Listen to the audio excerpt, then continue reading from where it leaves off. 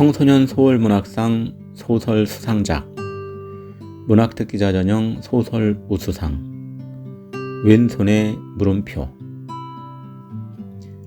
이 소설은 청소년 소월문학상 소설 수상작입니다. 시점은 1인칭 관찰자 시점이고 서술자의 외삼촌과 아빠가 주인공입니다. 삼촌은 야구에 자신의 모든 것을 걸고 살았지만 결국 중학교 야구 감독직에서 쫓겨나면서 이야기가 시작이 됩니다. 아빠는 용접일을 하다가 퇴직하고 물음표를 조각하는 하청업자입니다. 각자 자신의 꿈이 있지만 현실에서는 변두리 인생으로 쫓겨난 사람들의 아픔과 그런 상황 속에서도 결코 포기하지 않는 희망에 관한 이야기입니다. 그럼 지금부터 이야기 속으로 들어가 보도록 하겠습니다. 강촌중학교 야구 감독에서 쫓겨난 외삼촌은 매일 술만 마셨다. 사실 말이 좋아서 감독이지 야구단 운전기사였고 합숙소 관리인이었으며 취사장 주방 보조였다. 그리고 야구단을 살리기 위해서 동문들을 찾아다녀야 하는 영업사원이었다. 선배고 동기고 가리지 않았고 후배들의 모욕적인 말도 꿋꿋하게 버텨냈다. 야구는 삼촌 인생 그 자체였다. 나이 40이 넘도록 결혼도 하지 못하고 야구만 하고 살았다. 전셋집 마련할 돈 한 푼도 마련하지 못해서 강촌중학교 야구단 합숙소 공터의 컨테이너 박스에서 살았다. 하지만 삼촌은 끝내 야구단 감독에서 물러나야만 했다. 차라리 야구단이 해체되어 그대로 물러났으면 삼촌의 슬픔은 덜했을지도 모른다. 야구단은 새롭게 도약할 준비를 하는 시점이었다. 신도시가 개발되면서 학생들이 대거 유입되어 학교는 활기가 넘쳐났고 예산도 넉넉하게 배정되었다. 야구부는 다른 해보다 거의 3배에 가까운 예산이 나왔고 감독의 연봉도 2배가 올랐다. 다른 때 같으면 쳐다보지도 않았을 소도시 중학교 야구부였을 텐데 연봉이 오르자 젊고 유능한 선수 출신들이 이런저런 연출을 동원해 감독의 자리를 넘보게 되었다. 결국 삼촌은 8년 후배에게, 그것도 중고등학교 직속 후배에게 감독 자리를 내줘야만 했다. 그때 삼촌은 깨끗이 물러났어야만 했다. 그랬더라면 아름다운 뒷모습이라도 남겼을 것이다. 하지만 야구에 무슨 미련이 남아서 무부소 코치로라도 남겠다는 제안을 했다고 한다. 정말 이해할 수 없는 일이었고 더욱더 이해할 수 없는 일은 그 다음에 벌어졌다. 삼촌이 강촌중학교 야구단을 운영하며 사비를 탈탈 털어서 보수한 합숙소가 불법 건축물이라는 민원이 들어갔다. 그 행위의 주범으로 지목된 삼촌은 학교 운영위원회로부터 내용증명을 받았고 시청 건축 담당자에게 불려다녔으며 급기야는 경찰 조사까지 받았다. 삼촌이 걱정되어 엄마와 아빠는 경찰서 민원실까지 함께 갔었다고 한다. 경찰 조사를 끝내고 나와서 삼촌은 아빠와 밤새워 술을 마시며 펑펑 울었다. 교육청에서는 선수들을 위해 준비한 식단의 위생 문제까지 경고하자 삼촌은 결국 코치직에서마저 물러나야만 했다. 확인된 것은 없지만 새로 부임한 감독이 꾸민 일이 아닐까 의심할 수밖에 없었다. 이 미련한 인간아, 입장 바꿔 생각해봐. 엄마는 술을 마시는 삼촌의 술병을 치우며 잔소리를 했다.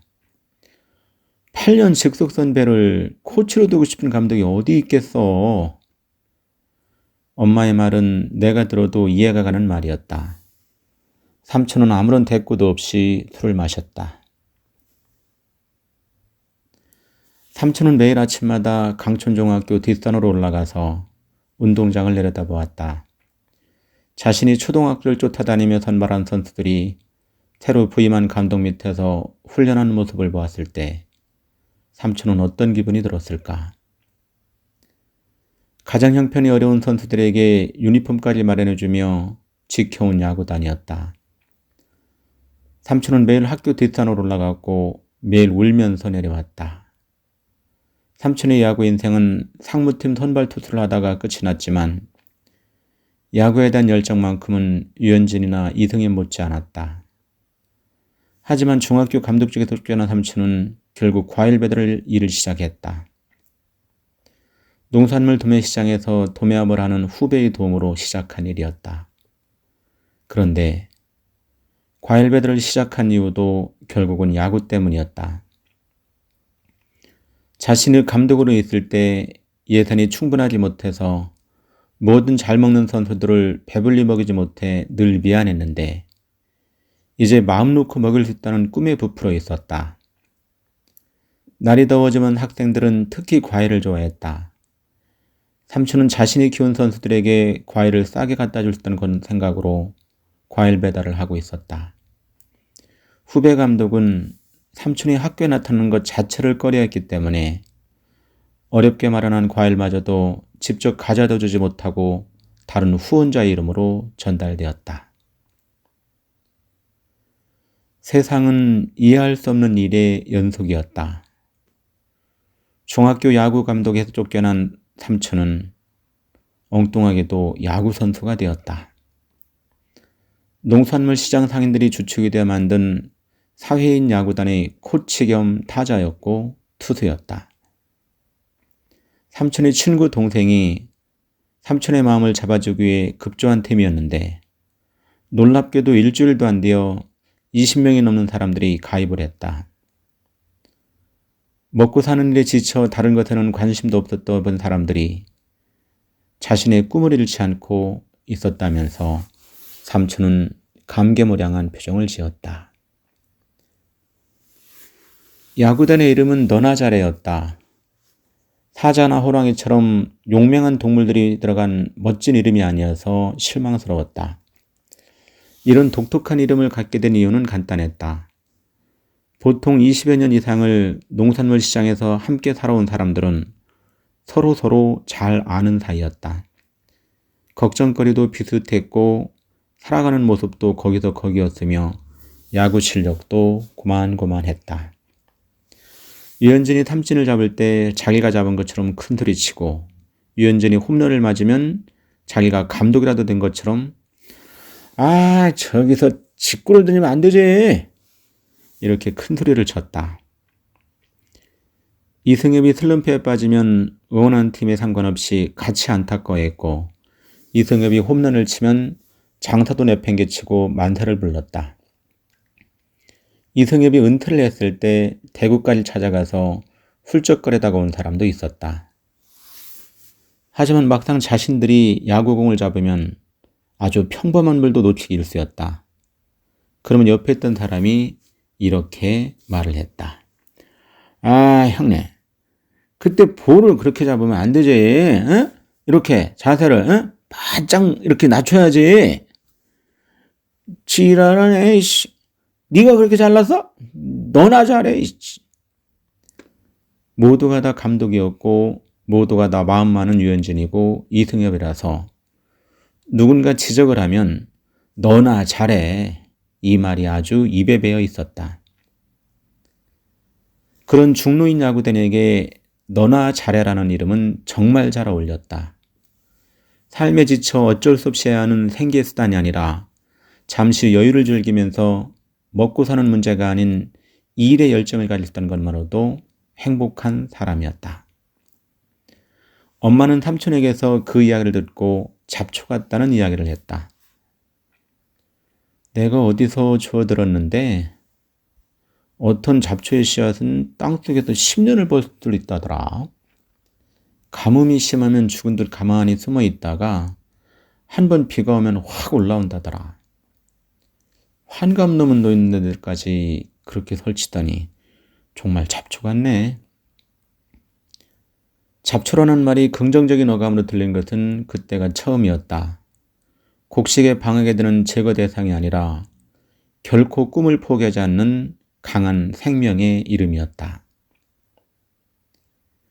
가장 나이가 많은 선수는 양념과 야채를 주로 판매하는 64세 할아버지였고, 가장 젊은 선수는 삼촌보다 2살 많은 45세의 과일 도매상 아저씨였다. 처음에는 농산물 시장 동쪽 공터에서 공을 주고받는 정도라고 했는데, 지난 봄부터는 우리 학교와 붙어있는 초등학교에서 야구를 하고 있었다. 주말에도 자율학습을 하는 우리 학교 학부모들의 항의가 있어서 우리 학교 쪽으로 파울볼이라도 날아오면 공을 찾으러 오지도 못했지만 삼촌의 모습은 자주 눈에 띄었다. 평일에는 일이 바빠서 잘 모이지를 못해도 일요일에는 대부분의 선수들이 모여서 경기를 했다. 나는 주말에 자율학습을 하다가 눈이 침침하고 목이 저려올 때면 선생님들의 감시를 피해 초등학교 쪽으로 내려가서 삼촌이 경기하는 모습을 지켜보았다. 삼촌은 왼손으로 공을 던졌다. 공은 흔들거리며 느리게 날아갔고 관절염을 걱정하기 시작하는 타자들은 파리채 휘두르듯 공을 따라가며 헛방망이질을 했다. 던지는 사람이나 허치는 사람이나 모두 낄낄거리며 웃었다. 삼촌의 공은 느렸고 다른 선수들의 헛방망이질은 유쾌했다. 삼촌은 오른손잡이였다. 아빠는 거대한 물음표를 만들고 있었다. 작업장 창고에서 새벽부터 용접을 하고 밤늦게까지 윙윙 돌아가는 기계로 표면을 갈아냈다. 붙이고 갈아내고 꺾고 늘리는 작업을 계속했다. 물음표는 정말 어마어마한 크기였다. 물음표의 아랫부분 점 하나가 아빠의 키보다 컸다.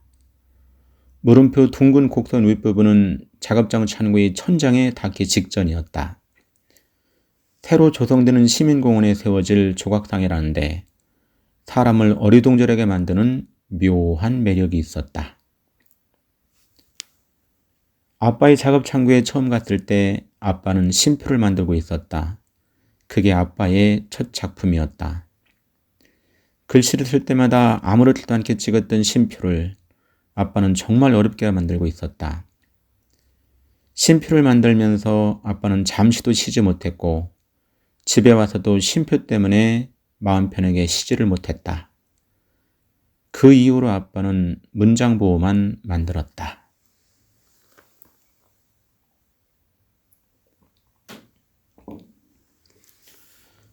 아빠는 조선소에서 23년 동안 용접 일을 했다. 내가 초등학교 다닐 때까지 아빠는 일요일에도 쉬는 날이 별로 없었다. 그보다 전에는 일이 바빠서 그랬고 어느 순간부터는 머리에 빨간 띠를 두르고 여기저기 쫓아다니게 바빴다. 그리고 내가 중학교 들어가던 해에 아빠는 조선소에서 해고를 당하고 전국의 공사장을 떠들면서 닥치는 대로 일을 했다. 집에서 가까운 변두리 공장터를 빌려서 창고를 짓고 작업장을 갖게 된 것은 3년 전이었다. 삼촌의 친구가 빌려준 땅이었다. 야구를 하는 사람들은 해병대 출신의 아저씨들처럼 뭔가 끈끈한 연대감이 있었다.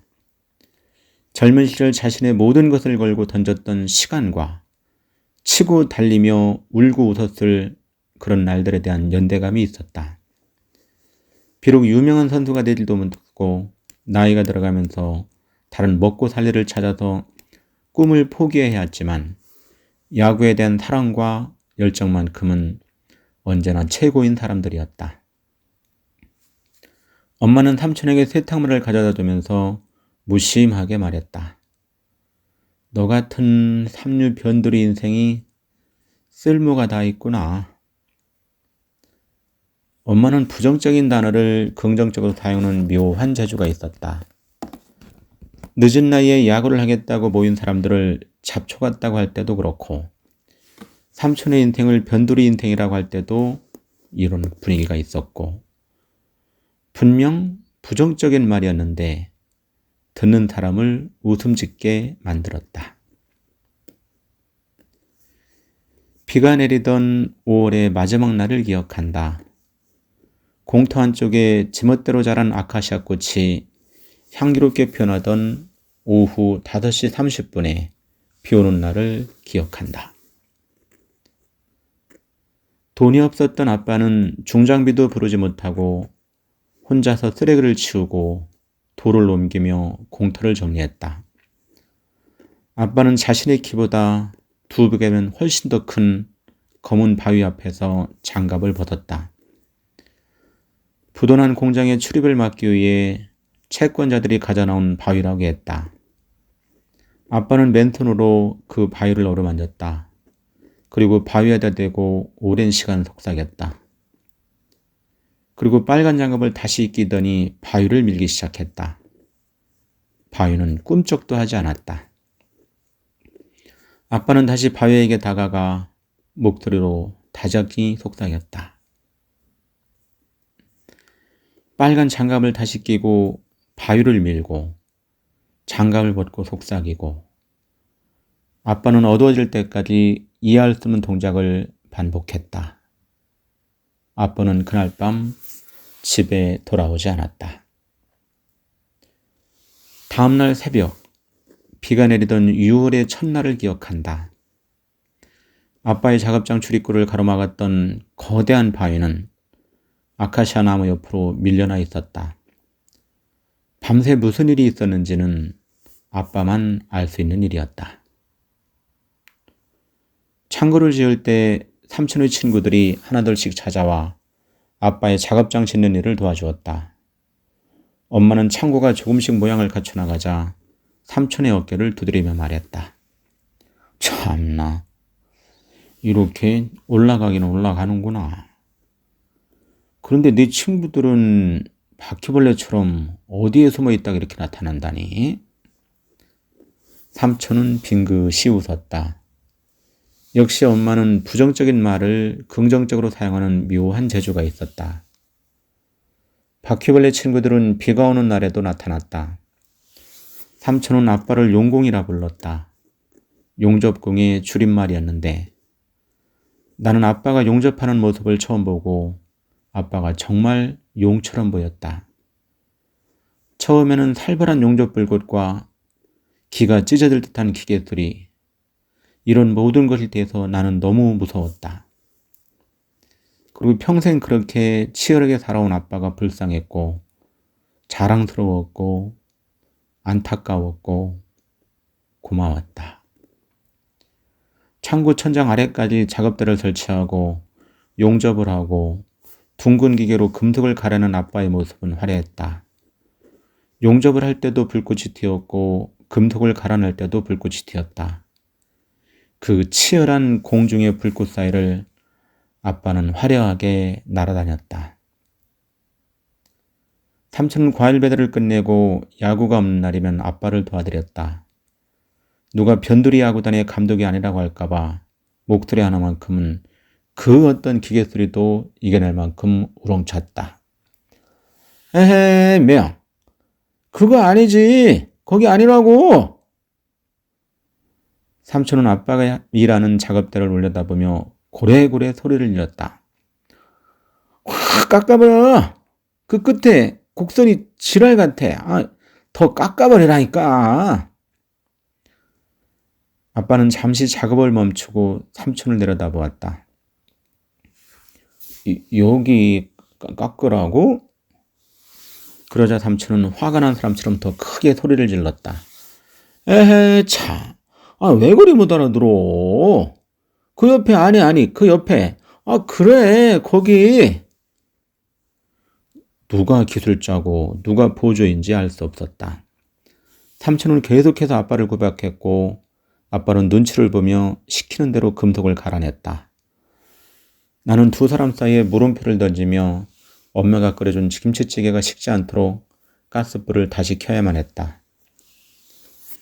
아빠, 나 이제 독서실 가야 봐야 돼. 지금 내려와서 드시고 하세요. 그래, 우리 딸. 잠깐만 기다려. 아빠는 작업대 위에서 정리를 하고 바로 내려왔다. 아빠는 항상 무엇에 쫓기듯 살았다. 잠깐 쉴 때도 항상 불안한 모습이었다. 근데 아빠는 내가 작업장에 나가면 조금 여유를 갖고 쉬는 모습을 보여주려고 애를 썼다.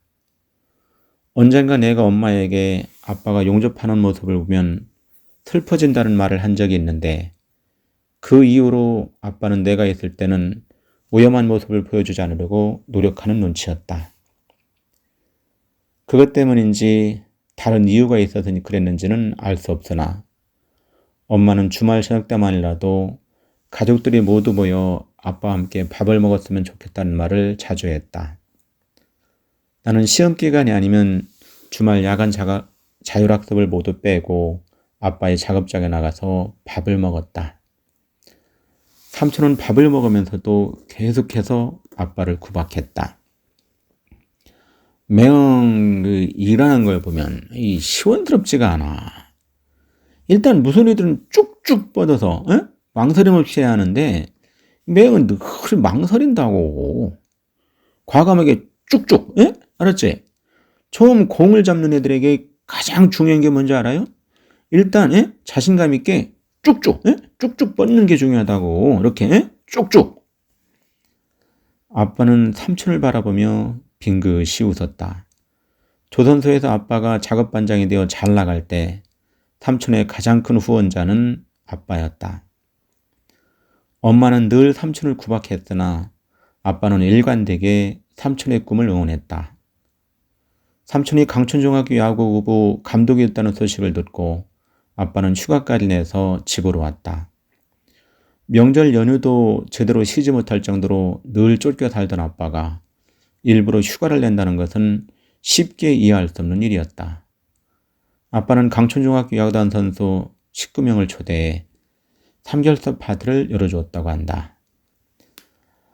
야, 참 우리 처남이 감독이 되다네. 그러니까 자네가 거기 야구부 최고 높은 자리에 올라간 거 맞지? 참 우리 처남 최고다. 최고. 삼촌의 그 자리가 그렇게까지 대단한 것이지 나는 도저히 이해할 수 없었다.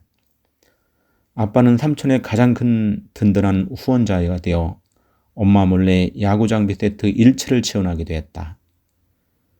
야구에 대한 꿈을 잃지 않고 살아가는 삼촌에게 가장 열렬한 응원을 보내는 팬이었고 학교에서도 모르고 실체도 없는 야구단 단장이었다.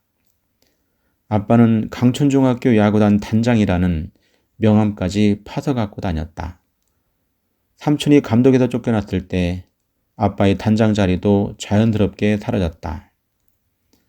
아빠는 예전보다 더 말이 없는 사람으로 변해갔다. 아빠가 의기소침해진 이유를 엄마는 알고 있는 듯 했다. 엄마는 그런 아빠를 이해하면서도 짜증을 냈고 삼촌은 항상 미안해했다. 아빠에게 작업장을 말해주면서 삼촌의 목소리는 커졌지만 아빠는 날이 갈수록 점점 더 조용해졌다. 아이고 참, 면 그렇게 내 말을 못 알아들어? 삼촌은 투저도 들지 않고 계속해서 아빠를 구박했다. 아빠는 엉거주춤한 자세로 밥을 먹으며 삼촌의 잔소리를 들어야만 했다. 삼촌은 종이에 그림까지 그려가며 아빠의 물음표에 물음표를 던졌다. 이거 보라고요. 여기서 이게 꾸러지지 않으니까 이 낙타등 같고 이상하다니까? 여기를 좀 더 자연스럽게 깎으라니까 그렇게 이해를 못하나? 삼촌은 어린 야구 선수들을 가르치듯이 아빠를 구박했다. 모르는 사람이 보면 삼촌이 사장이고 아빠는 이제 막 일을 배우기 시작한 초보 용접군 같았다. 삼촌은 밥도 먹지 않고 계속해서 떠들어댔다. 나는 삼촌의 입에 계란찜을 집어넣었다. 삼촌은 눈을 동그랗게 뜨며 나를 바라보았다. 삼촌, 그만 좀 해요. 아빠 밥은 먹어야 할 거 아냐. 그리고 삼촌 용접할 수 있어? 엄마보다도 못하면서 왜 그렇게 목소리가 커요? 내 말을 듣고 있던 아빠가 큰 소리로 웃었다. 삼촌은 더 이상 아무 말도 못하고 계란찜을 우물우물 씹으며 아빠와 나를 번갈아 쳐다보았다. 삼촌은 내가 무슨 말을 하면 엄마를 마주대하는 듯한 표정을 지으며 약간 긴장을 했다. 우리 집이 먹이사슬에서 가장 높은 곳에 있는 사람은 엄마였다. 아빠는 엄마 눈치를 보았고 삼촌도 엄마 눈치를 보았다. 그 다음에 높은 자리에 있는 사람은 나였다. 삼촌은 내 말이라면 무조건 들어주는 사람이었다. 아빠는 밤늦게까지 물음표를 만들었다. 원래 일정은 9월 말까지 모든 작업을 마치고 넘겨주어야 하는데 물음표의 등 부분 곡선 처리가 문제라고 했다. 삼촌의 지적이 아니더라도 물음표는 어딘지 모르게 어색해 보였다. 완만하고 둥글게 굽어야 하는데 어딘지 모르게 부자연스러웠다.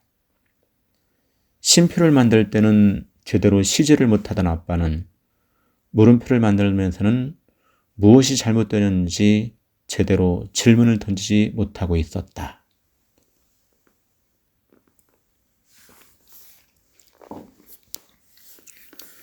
삼촌이 너나 잘해 야구단의 정식 감독이 되었다. 어차피 월급도 없는 사회인 야구단의 이름뿐인 감독이었지만 삼촌의 자부심은 하늘을 찔렀다. 하지만 어떤 선수도 감독의 말을 듣지 않는다는 사실이 문제였다. 좀 더 정확하게 말하면 감독의 말을 듣지 않는 것이 아니라 감독의 지시를 따를 만한 실력을 갖추지 못한 선수들이었다. 볼은 느렸고 방망이는 멋대로 춤을 추었다. 너나 잘해 야구단은 사회인 야구 4부 리그에 과감하게 도전하기 위해 피나는 연습을 하고 싶어 했으나 모두 관절염을 걱정해하는 나이였다. 아이 형네, 미리 배트를 내밀지 말고 이렇게 꽉 잡고 볼을 끝까지 보라고. 지랄, 그게 보이면 내가 이러고 있냐?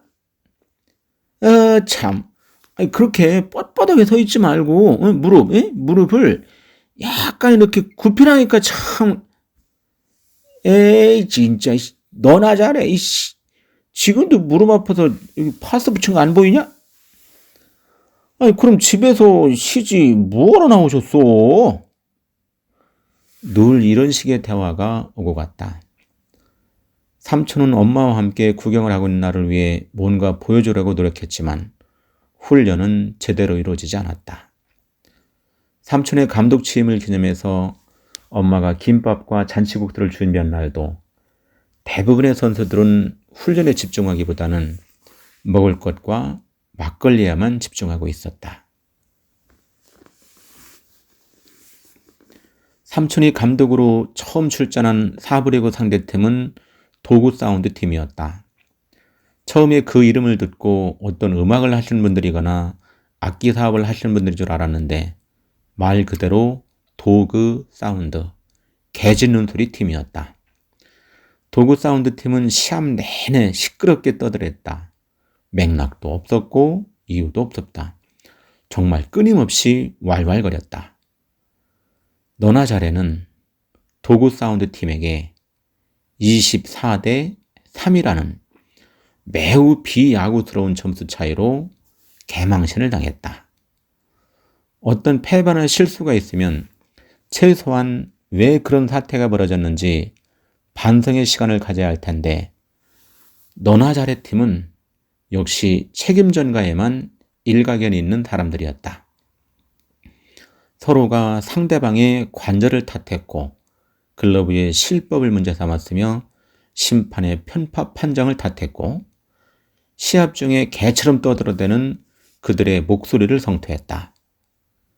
그리고 24점을 잃은 것에는 관심도 없고 3점을 얻은 영웅당만 늘어놓았다고 한다. 형님, 제가 5회 초에 이 바람처럼 달려나가서 이 점수를 낸 거 아니겠어?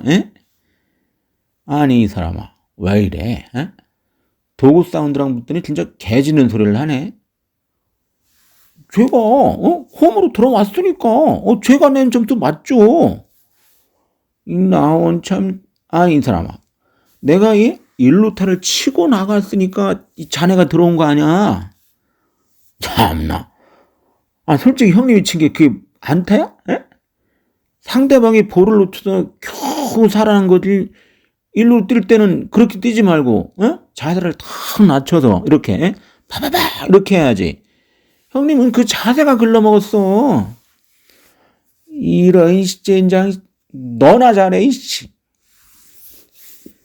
첫 경기부터 시작된 책임전가 전문팀 너나 잘해는 갈수록 태산이었다. 두 번째로 맞붙은 팀은 웨블러 팀이었는데 17대 1. 세 번째로 대결한 탐관오리 팀에게는 15대 2로 패했다. 탐관오리는 너나 잘해보다 평균 연령이 훨씬 더 높았는데도 패배하고 말했다. 거기에서는 그나마 서로 남의 탓을 하는 팀 분위기가 아니라 나름대로 자생의 분위기가 있었다고 한다. 하지만 남탓 전문 팀의 분위기는 오래가지 않았다. 네 번째로 붙은 상대는 오합지졸 팀이었는데 5회까지 무려 29점을 내주고 경기를 포기했다고 한다. 나는 그것이 야구 경기에서 가능한 점수인지 이해가 가지를 않았다. 팀을 해체하자는 이야기까지 나왔었다고 한다. 삼촌의 야구단과 다섯 번째로 맞붙은 팀은 늘 처음처럼 팀이었는데 그 이름만 보면 매우 겸손하고 성실해 보였다. 이 팀은 창단한 지가 무려 8년이나 되는 역사와 전통 있는 팀이었다. 문제는 그 역사와 전통이 승리에 있는 것이 아니라 늘 처음처럼 언제나 지민팀이라는 데 문제가 있었다. 삼촌팀은 7회에 승리를 거두었다. 하지만 실력으로 이긴 경기가 아니었다. 그쪽의 투수도 삼촌처럼 선수이면서 감독이었다. 그런데 그 주전 투수가 안아대는 사람에게 산통이 왔다는 소식을 듣고 경기 도중에 병원으로 달려가는 바람에 상대팀에서 경기를 포기했다. 경기에 이긴 것도 중요했지만 여러 팀 중에서 4명이 올라가는 16강에 진출했다는 사실에 너나 잘해 야구단은 난리가 났다. 다른 경기에서 도구 사운드가 선수 부상이 많아져 경기를 포기했기 때문에 어부지리로 얻은 성과였다. 그날 저녁 아빠의 작업장 공터로 몰려든 사람들의 기세는 정말 대단했다. 창단 후 첫 승리는 감격은 이해가 갔으나 밤늦게까지 삼겹살을 굽고 술을 마시다가 주변에서 민원이 들어와서 경찰까지 출동할 정도의 대단한 일은 아니었다. 거기에서 가장 문제가 되는 사람은 너나 잘해 야구단의 늙은 선수들도 아니었고 감독이자 선수인 삼촌도 아니었다. 평상시에 말도 별로 없고 사람들과 잘 어울리지도 못하는 우리 아빠였다. 아빠는 물음표 작업까지 포기하고 삼겹살을 굽고 노래를 부르고 술을 마셨다. 야간 자율학습을 마치고 집으로 돌아왔을 때 아빠의 작업장 앞에 경찰차 2대가 나와 있었다.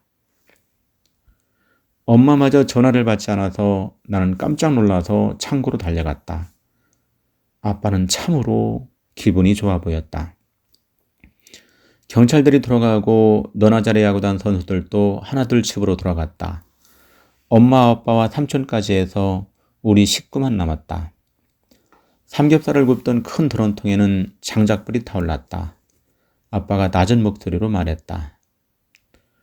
그러니까 자네가 이 경기에서 이긴 게 16개월 만인가? 삼촌이 고개를 끄덕였다.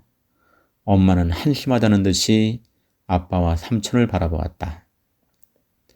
나는 혹시 어디에 승리의 현수막이라도 붙어있는 것은 아닐까? 이렇게 의심스러워서 주변을 둘러보았다. 아무도 알아주지 않는 경기에서 그것도 상대팀이 경기를 포기해서 간신히 이긴 경기를 이겼다고 이렇게까지 난리를 떠는 이유를 이해할 수가 없었다. 강촌중학교 우리 애들이 정말 열심히 했는데 저를 잘못 만나서 항상 지기만 했죠.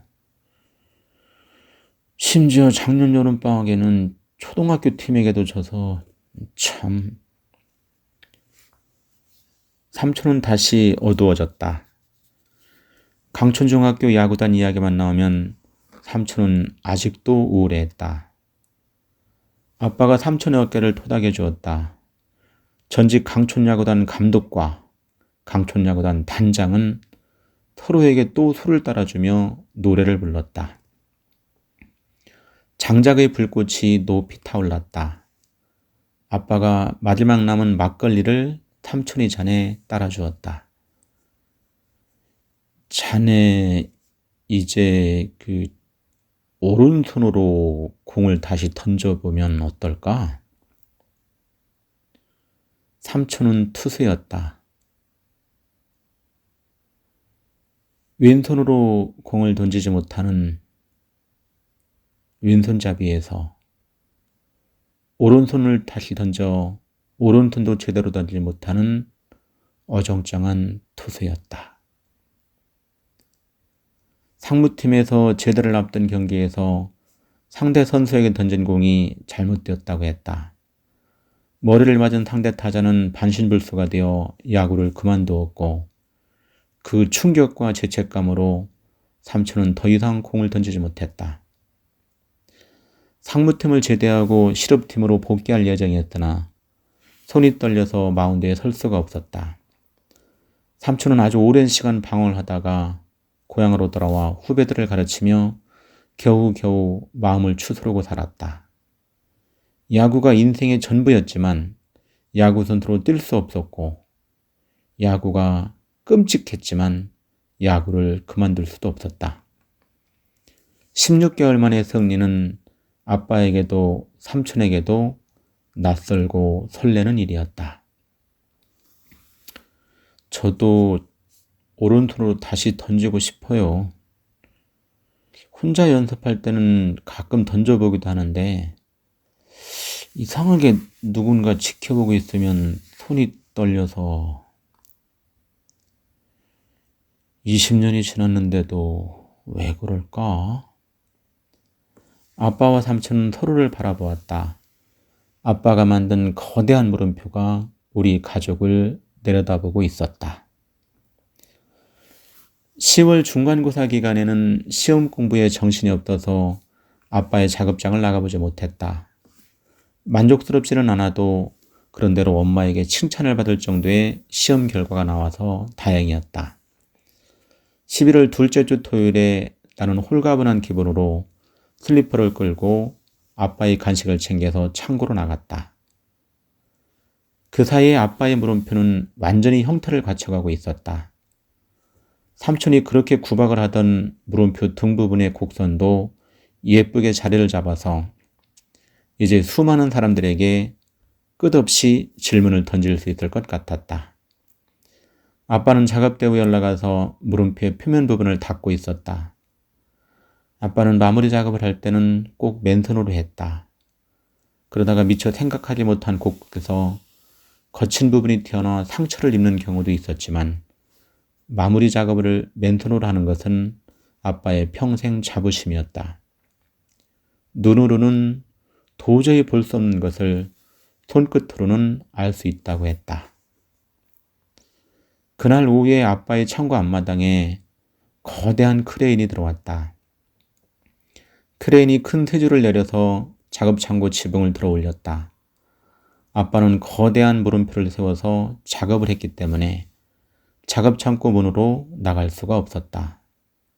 그래서 납품을 할 때는 항상 지붕을 들어 올려서 작품을 옮겼다. 그리고 아빠의 작품은 그대로 세워진 채로 트럭에 실려 밖으로 내보내졌다. 작업장의 지붕 구조는 처음부터 들어 올리고 내리기 쉽게 연결고리로 채워져 있었다. 뇌 귀퉁이의 고리만 풀면 지붕은 쉽게 분리되었다. 지붕이 들어 올려지고 하늘이 열리는 그 순간을 위해 아빠는 몇 달간의 고생을 하고 참고 또 참았다. 하지만 작품이 나가는 날은 행복한 시간만은 아니었다. 하늘이 열리는 그 순간은 아빠에게 견딜 수 없는 허전함이 밀려오는 시간이기도 했다. 잠시 후 아빠의 물음표가 크레인에 매달려 대롱대롱 들어 올려졌다. 물음표는 자리를 잡기 위해 아주 오랫동안 공중에 떠 있었다. 넓은 하늘에 45도로 기울어진 물음표는 어떤 질문도 허용하지 않았다. 반듯하게 세워진 물음표는 겸손해 보였는데 옆으로 놓은 물음표는 피터팬에 나오는 후크 선장의 날카로운 갈고리 같았다. 어떤 어설픈 질문도 용납하지 않겠다는 위압감이 느껴졌다. 물음표를 보내고 아빠는 집에 돌아오지 않았다. 작업이 끝나고 납품을 하고 나면 아빠는 텅 빈 창고에서 밤을 새웠다. 그것은 아빠가 허전함을 달래는 최선의 방법이었다. 그런 날은 누구도 창고로 찾아가지 않는 것이 우리 가족 간에 정해진 말없는 약속이었다. 이른 아침 일찍 엄마 하나는 전복죽을 쏘아서 창고로 갔다.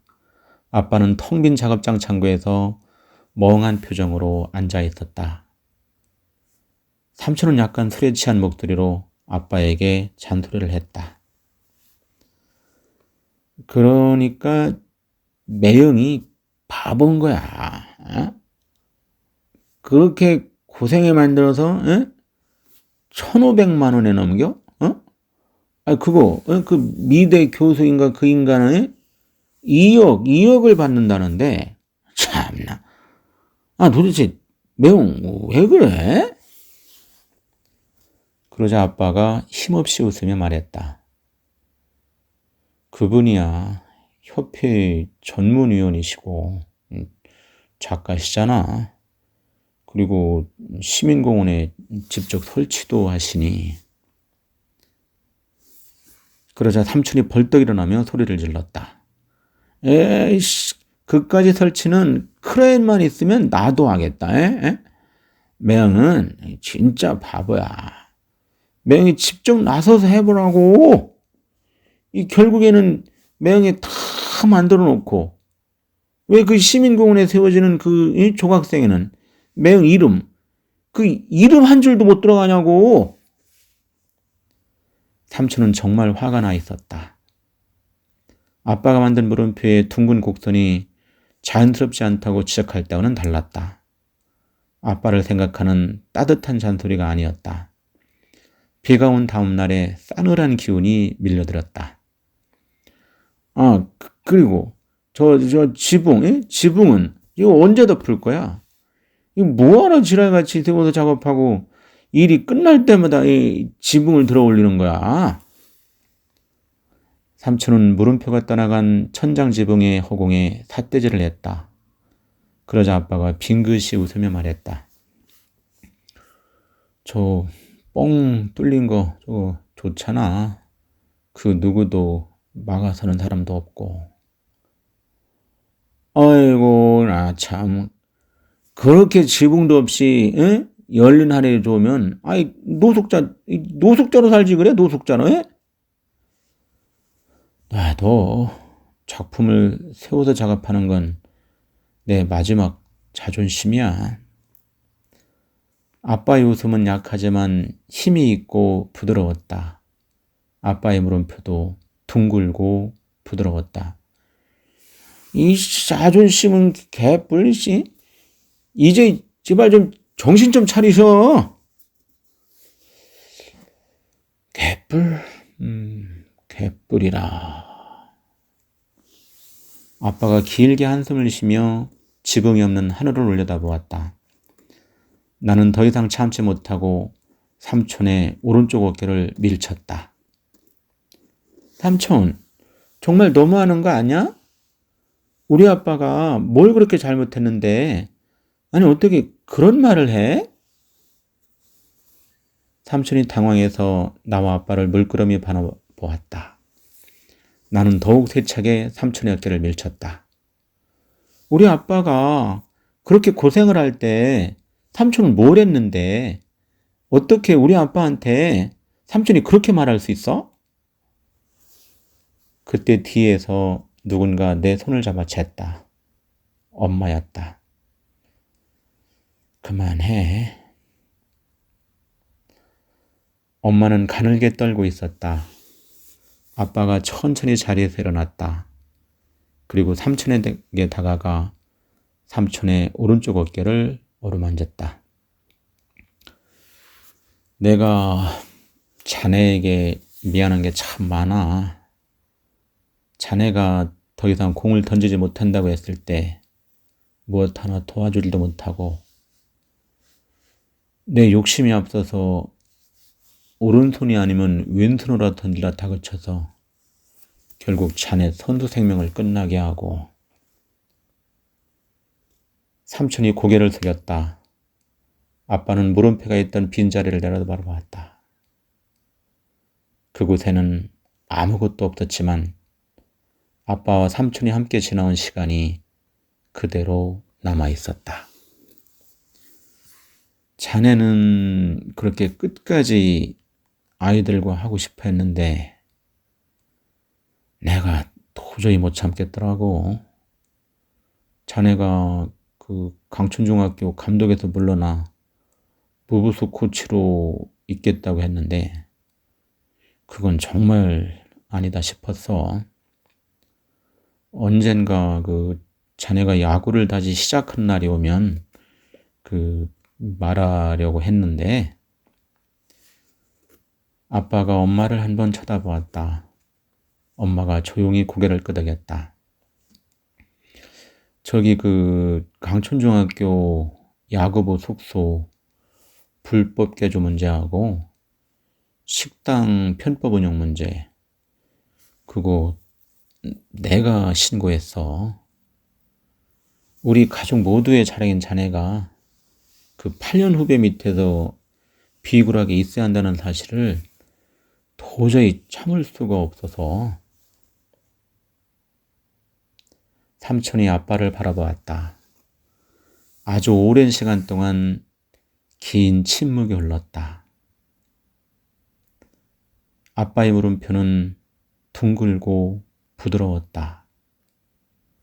세상의 그 어떤 질문도 너그럽게 받아줄 수 있는 준비가 되어 있는 것처럼 보였다. 삼촌은 한동안 하늘을 바라보다가 창고 앞에 빈 공터로 걸어갔다. 삼촌은 아카시아 나무 아래에서 검은 바위를 향해 조심스럽게 공을 던졌다. 아카시아 나무는 잎새를 모두 떨구었는데도 강인한 생명력이 느껴졌다. 그 아래에 아빠가 혼자 힘으로 옮긴 검은 바위가 당당하게 자리 잡고 있었다. 매형, 공 한번 받아줄래요? 지금? 아빠가 당황스러운 표정으로 삼촌과 엄마를 바라보았다. 엄마가 미소를 지으며 고개를 끄덕였다. 아빠가 조심스럽게 포수 글러브를 쥐고 검은 바위 앞으로 걸어갔다. 그럴까? 예, 매형. 제 공 좀 꼭 한번 받아주세요.